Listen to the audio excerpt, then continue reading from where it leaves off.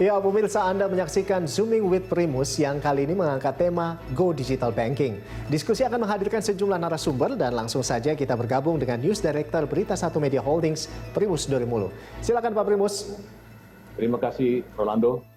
Pemirsa, selamat berjumpa kembali dalam acara Zooming with Primus. Hari ini kita mengangkat tema Go Digital Banking.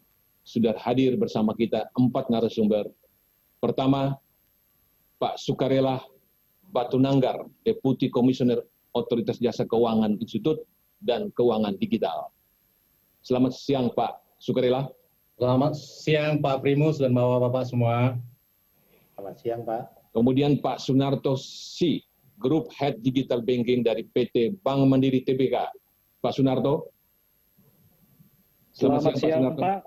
Ya.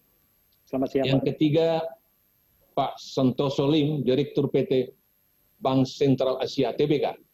Pak Santoso, selamat siang. Selamat siang Pak dan Bapak-Bapak. Kemudian yang keempat adalah Pak Bambang Karsono Adi, Head of Digital Banking, Branchless and Partnership PT Bank CIMB Niaga Tbk. Nah, pemirsa, kita tahu bahwa jauh sebelum pandemi COVID-19, perbankan nasional sudah mengikuti tren dunia mengembangkan digital banking. Sudah wacana branchless banking, mewujudkan cashless society. Nah, ketika pandemi COVID-19 ini, proses menuju cashless society menjadi lebih cepat. Digital banking berkembang lebih masif karena orang bekerja belajar dari rumah. Nah, bagaimana gambaran umum perkembangan dari digital banking di Indonesia? Mungkin sekedar gambaran umum kita dengar dulu dari OJK, Pak Sukarela Batunanggar. Silakan Pak Sukarela. Jadi Bapak Ibu pemirsa yang berbahagia, saya kira kita sekarang berada dalam era digital ya. Segala sesuatunya sekarang sudah ya goes digital, termasuk dunia keuangan dan perbankan. Saya kira ada beberapa key driver ya. Jadi pertama tentunya adalah perkembangan teknologi atau yang kita kenal dengan disrupsi teknologi ya yang sangat-sangat pesat.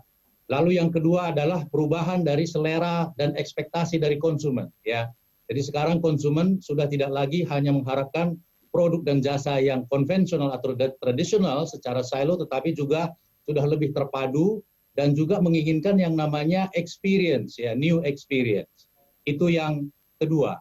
Lalu ketiga adalah kehadiran financial technology dan juga big tech ya yang sudah berkolaborasi dan juga menawarkan jasa-jasa dan produk keuangan. Nah, hal itu semua sudah mendorong ya sektor jasa keuangan itu goes digital. Jadi kita melihat suatu perkembangan yang menggembirakan di mana tidak hanya perbankan dan lembaga jasa keuangan yang ada saat ini, tetapi juga kehadiran financial technology yang juga menawarkan berbagai produk dan jasa sehingga apa manfaatnya lebih baik bagi masyarakat, lebih mudah, lebih murah, dan juga lebih nyaman. Jadi kalau saya singkat Pak Primus, Bapak Ibu sekalian, ya digital banking itu adalah ABCD, ya. Apa itu ABCD? A adalah anytime, anywhere, ya. Dari mana saja kita bisa melakukan sekarang transaksi dengan gadget, ya. Tidak peduli lagi liburan atau lagi di kampung. Ya. Lalu kedua apa? B adalah beyond banking. Jadi beyond dari misalnya produk-produk yang tradisional, ya. Jadi menawarkan berbagai kombinasi antara tabungan dengan deposito, bahkan investasi, bahkan kita bisa melakukan yang namanya social activities, ya, melakukan infak misalnya, bisa. Ya. Lalu apa sih? C adalah lebih kontekstual, ya. Kontekstual artinya lebih personalized, lebih customized, ya, sesuai dengan kebutuhan dan selera masing-masing. Jadi gabungan antara A, B, C itu adalah itulah digital banking. Jadi digital banking tidak sekedar digitize banking, tapi perubahan bisnis model, strategi, dan juga menawarkan suatu new experience. Ya, jadi dan juga memberi manfaat yang lebih luas kepada masyarakat. Jadi kita sangat menyambut gembira kehadiran perbankan digital dan juga lembaga-lembaga keuangan lain yang goes digital. Saya kira begitu Pak Timo. Baik Pak Sukarela. Bagaimana Pak Sunarto? Ini Anda satu-satunya di diskusi ini yang dari Himbara, ya, Bank Pemerintah. Di sana juga ada apa namanya digital bersama ya. Nah, bagaimana digital yang dikembangkan sendiri oleh Mandiri? Silakan Pak. Oke, terima kasih Pak. Kalau kami di Mandiri, kami melihatnya begini Pak. Jadi mungkin jauh sebelum pandemik, kita sudah melihat banyak sekali driver-driver yang mungkin tadi to some extent sudah dijelaskan oleh Pak Sukarela. Kita lihat penetration handphone yang begitu tinggi, infrastruktur mulai meluas di mana-mana, dan yang paling penting adalah mungkin kehadiran teman-teman kita di fintech itu somehow merubah the way we look at things. Jadi digital banking is not transaksi yang dilakukan sekedar di mobile, tapi kita juga memikirkan berbagai customer experience yang harus kita enhance. Jadi apa yang kami lakukan di perbankan adalah barangkali 2-3 tahun terakhir, bahkan 5 tahun terakhir ini, di Bank Mandiri itu sudah melakukan banyak sekali inisiatif-inisiatif yang kami siapkan untuk mendukung era digital banking ini. Tapi yang kami lihat yang berbeda kami dengan teman-teman kami di fintech adalah kami incumbent bank. Infrastruktur kami yang ada sekarang itu di-shape berdasarkan bisnis proses zaman dulu. Jadi ada beberapa pendekatan yang kami lakukan. Pertama yang kami lakukan adalah kami berusaha untuk memastikan foundation kami itu sudah tepat. Jadi a lot of inisiatif yang kami lakukan itu adalah untuk mendigitize internal platform. Kita ingin memastikan bahwa transaksi dilakukan di mobile bukan hanya sekedar dilakukan di mobile, tapi bisa dilakukan dengan cepat dan memberikan instant decision kepada nasabah. Jadi kami melakukan berbagai perbaikan bisnis proses, di bisnis proses engineering, menaikkan kapasitas core banking kita, karena dulu in the past mungkin kapasitas kita dihitung dari a function of jumlah ATM yang kita miliki, jumlah cabang yang kita miliki yang mungkin operasionalnya tidak 24 jam. Tapi kalau misalnya kita lihat digital sekarang, orang dengan mobile bisa melakukan transaksi kapanpun dan trafficnya bisa naik mendadak. Jadi yang kami lihat sekarang perubahannya sangat drastis, tapi sebagai bank, mungkin juga sama dengan teman-teman di BCR sama Niaga yang sekarang adalah kami ingin memastikan bahwa foundation untuk menyambut era digital banking itu harus di-fix dulu sebelum kita betul-betul embrace the digital. Jadi banyak sekali inisiatif-inisiatif yang kita lakukan adalah untuk men-fix internal proses. Untuk memastikan nanti pada waktu kita melangkah lebih jauh, experience nasabah bisa kita jaga dan expectation nasabah juga bisa kita jaga, Pak. Baik, Pak. Terima kasih Pak Sunarto. Kita mau dengar dari BCA. Silakan Pak Santoso. Terima kasih Pak Primus. Menurut pandangan kami tadi sudah banyak disampaikan oleh Pak Sukarela, sudah disampaikan oleh Pak Sunarto. Pada prinsipnya bahwa zaman mengalami perubahan dari waktu ke waktu. Yang mungkin saya tambahkan bahwa teknologi bergeser ya untuk memastikan kecepatan ya, lalu kenyamanan dan keamanan menjadi hal yang sangat juga salah satu unsur yang penting. Dan yang terakhir adalah terjadi open platform. Jadi ini adalah satu proses dengan digitalisasi, tantangannya adalah kita harus menyesuaikan semuanya itu dengan keadaan pada saat ini. Nah, kalau ada hal yang sangat penting yang menurut saya perlu kita lakukan adalah kami sebagai bank yang memang kita tahu di perbankan kan banyak sekali nasabah, dari ada yang nasabah senior-senior, sampai silenial, bahkan sampai milenial. Ini kita berada di range yang luar biasa luasnya dengan pemahaman yang berbeda antara yang senior, milenial, dan silenial, ya, termasuk yang muda-muda sekarang menuntut suatu teknologi, tetapi mereka adalah memiliki satu customer experience. Disinilah kunci daripada digitalisasi adalah bagaimana bisa menjawab itu semua, tantangan-tantangan itu semua, dengan satu concern juga bagi perusahaan adalah bagaimana kita memiliki competitive advantage yang melebihi daripada ekspektasi konsumen. Jadi ini adalah sesuatu yang harus kita jawab. Ya, baik Pak Santoso. Bagaimana di CIMB Niaga, Pak Bambang?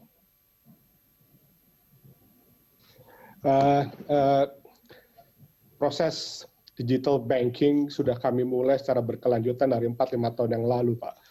Jadi cita-citanya adalah sangat sederhana. Bagaimana kita bisa membantu nasabah untuk mempermudah hidup mereka untuk bertransaksi dengan kami. Tentunya dengan CIMB Niaga di cabang, Pak. Karena waktu itu kita lihat masih banyak transaksi dilakukan di cabang. Pertama kali yang kami lakukan adalah membuat fundamental teknologi yang sesuai dengan perkembangan kebutuhan digital, lalu kemudian membuat transaksi yang banyak dilakukan oleh customer kami di cabang to go digital melalui aplikasi kami, Octomobile dan Octoclicks, di mana di sana kami menyediakan berbagai fitur yang mempermudah customer untuk melakukannya sendiri, seperti yang Pak Sukarela tadi sampaikan bahwa kami membuat fasilitas agar customer kami bisa bertransaksi di mana saja, kapan saja, dengan mudah, sederhana, cepat, dan aman. Nah, tentunya beberapa hal dalam 4 tahun terakhir ini sudah kami siapkan, mulai dari transaksi yang massal, transfer, bill payment, dan sebagainya. Lalu kami naikkan kelasnya, Pak, dari hanya sekedar transfer dan bill payment, sekarang mereka juga bisa membeli produk kami, Pak. Jadi kalau mereka mau kartu kredit, mereka mau personal loan, mereka mau punya tabungan baru, punya tabungan forex, Pak, dengan mata uang asing, mereka mau punya reksadana, mereka mau punya bond, dan sebagainya, kami siapkan hal tersebut di genggaman tangan nasabah, sehingga buat mereka dengan menggunakan aplikasi, mereka akan dengan mudah menghubungi kami dan bertransaksi dengan kami. Dan ini berkembang dari tahun ke tahun, Pak, sehingga sampai saat ini, kalau kita lihat jumlah transaksi, Pak Primus, di CIMB Niaga itu sudah mencapai 96% transaksi melalui proses digital. Dan kami berharap, Pak, ke depan makin banyak fitur yang bisa kami sediakan di mobile apps kami, sehingga makin banyak transaksi yang terjadi dan makin mudah customer kami untuk bertransaksi dengan kami. Baik, Pak Bambang. Kita masuk lebih jauh pada bagaimana uniqueness apa yang dilakukan oleh masing-masing bank. Tadi sudah dimulai oleh Pak Bambang. Bagaimana Pak Sunarto? Jadi berapa nasabah sekarang, apakah sudah 100%? Tadi Pak Bambang bilang sudah 96% di CIMB Niaga. Bagaimana Bank Mandiri? Silakan Pak. Oke. Ya, terima kasih Pak. Jadi dalam 5 tahun terakhir ini, mungkin transaksi yang melewati digital channel atau e-channel kita, mungkin kurang lebih sama dengan bank-bank besar lainnya, itu sekitar 95% ke atas. Karena seperti yang tadi Pak Santoso sempat sampaikan, karena nasabah kita range-nya besar sekali ya Pak ya. Ada yang milenial, ada yang mungkin lebih senior, yang masih lebih senang untuk misalnya high touch relationship, which is going to the branch, untuk melakukan transaksi. Tapi kita melihat porsi itu semakin hari semakin sedikit. Apalagi waktu zaman COVID kemarin kita bisa melihat beberapa transaksi itu shifting luar biasa itu ke channel kita digital banking. Jadi pada era COVID ini naik Pak ya, Pak Santoso? Ya, Pak Sunarto, naik ya?